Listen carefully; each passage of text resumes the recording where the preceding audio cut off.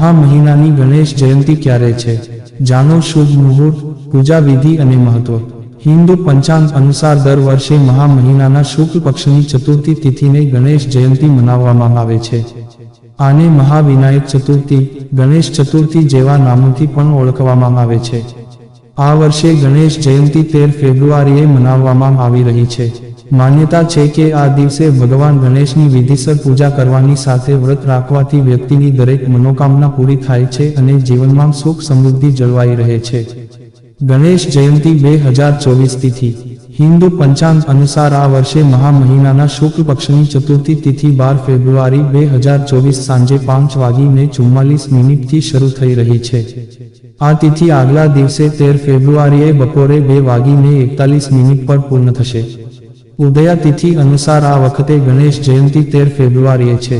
ગણેશ જયંતી 2024નું શુભ મુહૂર્ત 13 ફેબ્રુઆરીએ સવારે 11:29 થી બપોરે સવારે 1:42 સુધી. ગણેશ જયંતી 2024નું શુભ યોગ. હિન્દુ પંચાંગ અનુસાર આ વખતે ગણેશ જયંતી પર સર્વાર્થ સિદ્ધિની સાથે સાધ્ય અને સિદ્ધ યોગ બની રહ્યો છે. સર્વાર્થ સિદ્ધિ યોગ સવારે 7:04 બપોરે 12:35 સુધી છે.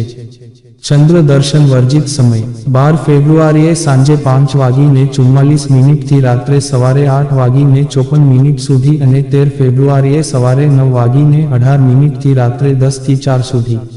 ગણેશ જયંતીનું મહત્વ. ગણેશ જયંતીના દિવસે પ્રથમ પૂજ્ય ભગવાન ગણપતિની પૂજા કરવાનું વિધાન છે.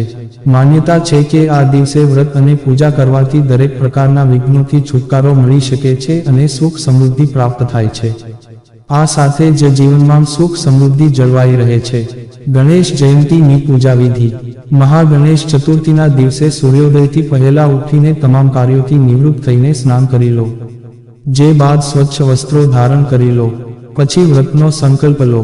હવે ભગવાન ગણેશની પૂજા આરંભ કરો. સૌથી પહેલા એક બાજોઠ પર લાલ કે પીળા રંગનું વસ્ત્ર વિસાવીને ભગવાન ગણેશની તસવીર કે મૂર્તિની સ્થાપના કરો. જે બાદ જળથી આચમન કરો અને ગણેશજીને વસ્ત્ર, માળા, ફૂલ, દૂર્વા, ફૂલમાળા, સિંદૂર, હળદર, વીણા, અક્ષત વગેરે ચઢાવો. જે બાદ ભોગમાં બુંદીના લાડવા, મોદક કે પોતાની શ્રદ્ધા અનુસાર ભોગ લગાવો.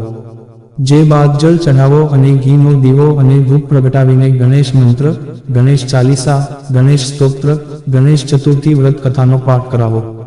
અંતમાં વિધિસર આરતી કરીને ભૂલચૂક માટે માફી માંગી લો. નોંધ: આ વિડીયોમાં આપવામાં આવેલી માહિતી સામાન્ય જાણકારી ઉપર આધારિત છે. આમાં Gujarati Hindi motivational story YouTube channel પુષ્ટિ કરતું નથી, જેની નોંધ લેવી.